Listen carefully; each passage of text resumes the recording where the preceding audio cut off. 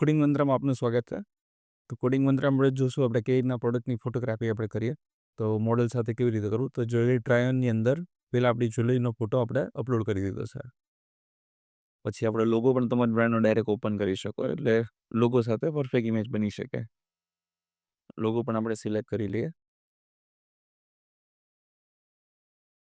Logo આપણી પાસે આવી ગયો છે.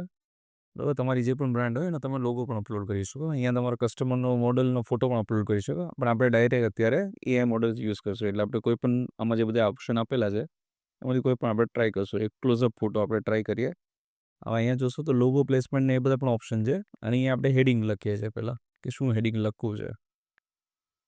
બ્રાઇડલ કલેક્શન આપણું હેડિંગ થઈ ગયું. હજી આપણે સબ હેડિંગ લખવું છે કે ભાઈ સર આપણે ટ્રાય કરીએ ગેટ એલિગન્સ.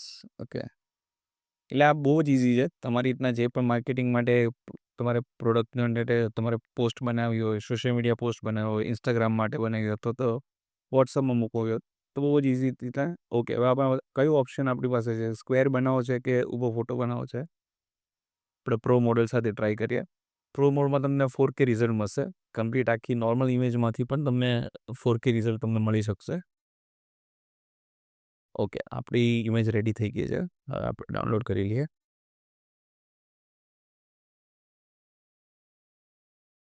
ઓકે, ડાઉનલોડમાં અહીંયા સેવ ઇમેજ આપી દઈએ.